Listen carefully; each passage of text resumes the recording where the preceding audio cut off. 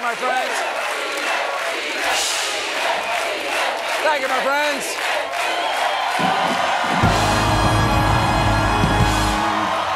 Thank you.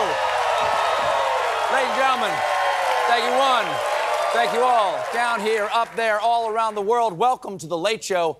I'm your host, Stephen Colbert. And ladies and gentlemen, as you can see right there, we couldn't put that up if it wasn't true. We are live tonight, and so is Joe Biden. More importantly, we are awake. Thanks to our sponsor, Too Much Caffeine. Too much caffeine. We have the shakes. Now, coming into tonight's speech, critics said Biden's State of the Union challenge was to dispel old man vibes. Really? In Congress? Kind of hard to fight off the old man vibe when you're speaking to a room that looks like an open casket convention. Well, tonight, Joe Biden delivered what has been described in the press so far as feisty, fiery, heated, supreme, crunchwrap. I'm sorry. It's really late and I'm hungry. Leading up to the big speech, Biden hunkered down at Camp David with 6 of his closest advisors, including Mike Donnellan, the aide who has the best understanding of Mr. Biden's voice. It's very important. His advisors have to understand his voice, because it starts up here. And then he comes down here and tells you he's not joking. Not joking, folks. That's number 1. Number 2, he likes making lists of 2 things. It was kind of a tense night, because it feels like this might be the last time we get a State of the Union. Depending on what happens in November, next year might just be a Kid Rock concert and an immigrant catapult. The media, I hope not, but that's not. The media spent the day trying to get any peek into Biden's state of mind. Politico got the huge scoop that the president had chicken parm for lunch. And then he spoke for an hour? When I have chicken parm, I clear my calendar for 24 hours, and I dim the lights. Now, I hear you out there. I hear you asking, you're saying, Steve, were there any thirsty-ass bitches in the audience? The answer is yes, because thanks to rules giving former members of Congress floor access, George Santos attended the State of the Union. Come on. You can't just go back to your old job like you never left. Unless you're Jon Stewart. Keep it up, John. You're crushing it. Now, on the Democratic side, they wore white. On the Republican side, they were white. Ahead of the president's arrival there, members of the Supreme Court filed in. Interestingly, Justice Clarence Thomas did not attend. Yeah, it's nice to know he's willing to recuse himself from something. Then, the big moment, the president's entrance. He took his sweet damn time getting down the aisle, and as the president made his way, the crowd chanted.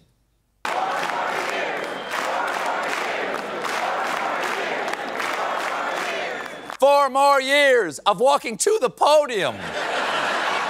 Okay, it's late, just go. Well, then he finally got to the podium where Speaker of the House Mike Johnson got the privilege of standing next to Vice President Kamala Harris, and because he was standing that close to a woman, his son got an alert on his phone. Don't know what, I'm just saying. The president started off by invoking history. In January 1941, Franklin Roosevelt came to this chamber to speak to the nation. And he said, "Hey, Joe." Oh, the idea. Oh. Joe talked about the war in Ukraine and introduced the latest member of the NATO alliance. And today, we've made NATO stronger than ever. Just this morning, Sweden officially joined, and their minister is here tonight.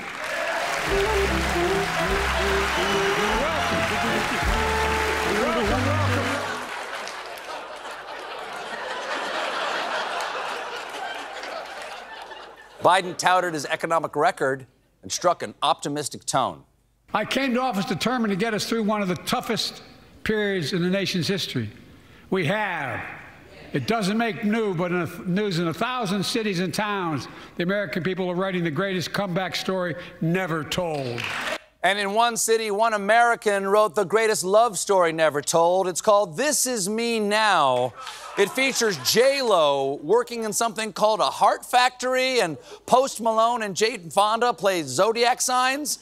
I will not be taking questions at this time. But I have so many questions. Biden emphasized that he has faith in America. I say to the American people, when America gets knocked down, we get back up. Yes, we get knocked down, but we get up again. They're never gonna keep us down. We need a whiskey drink. We take a vodka drink. We take a cider drink. We take a lager drink. Because this speech is very long and booze makes it more fun. Drink a whiskey drink. We drank a lager drink.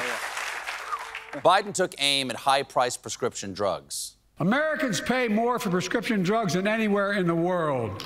It's wrong, and I'm ending it. That is fantastic. They should definitely make it cheaper to buy whatever amphetamine they shaved on top of Joe's chicken parm before giving this speech. Then, Joe Biden addressed shrinkflation. In fact, the snack companies think you won't notice if they change the size of the bag and put a hell of a lot fewer, same size bag, put fewer chips in it. No, I'm not joking. It's called shrinkflation. Joe's right. For instance, Doritos hasn't changed their price, but the bags have gone from 9.76 ounces to 2.5 ounces, which translates to 5 fewer chips. Burn it all down! We will hunt you! No! Do not mess with my Doritos! We will hunt you to the ends of Cool Ranch and have our flavor-blasted vengeance. You have driven us, Doritos Locos! There you go. Thank you, citizen. Everyone's mad about shrinkflation. Even Cookie Monster recently tweeted, "Me hate shrinkflation. Me cookies are getting smaller." It's true, it hits everyone on the street. Big Bird is now just Bird.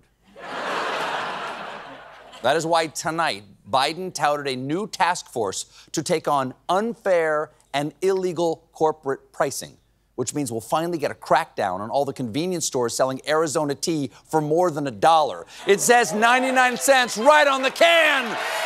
Burn!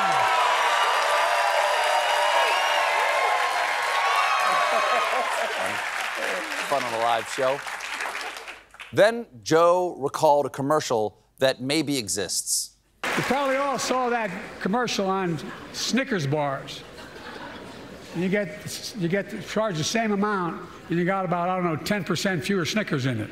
He's right. I cannot tell you how many times I've opened a Snickers bar, and there's only one Snickers bar in there. It's unacceptable. It's got to stop. Where's my pitchfork? Biden also took on our economic rival, China. I've made sure that the most advanced American technologies can't be used in China. You hear that, China? You will not be getting the KFC pizza.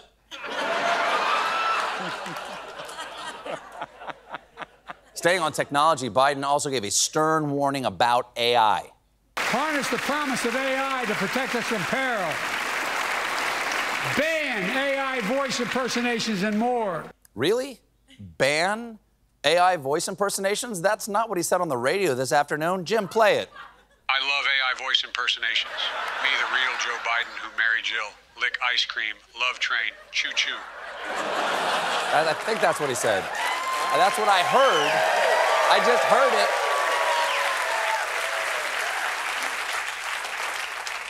Finally, it was time for Biden's closing remarks. My lifetime has taught me to embrace freedom and democracy, a future based on core values that have defined America: honesty, decency, dignity, equality, to respect everyone, to give everyone a fair shot, to give hate no safe harbor.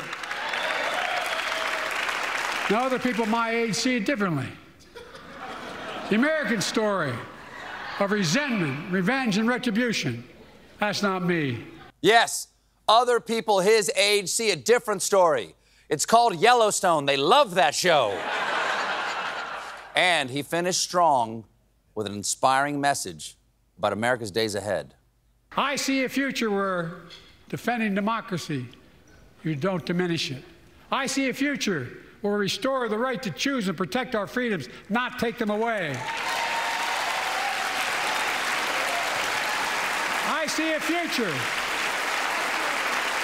where the middle class finally has a fair shot and the wealthy have to pay their fair share in taxes. I see a future where we save the planet from the climate crisis and our country from gun violence. Above all, I see a future for all Americans. The last time an old man was telling us that passionately that he wanted to take us into the future, Marty McFly invented rock and roll. Get in Joe Biden's DeLorean in America. Great Scott! We got a great show for you tonight. And it's live. My guest is John Dickerson. When we come back, it's Meanwhile. Live.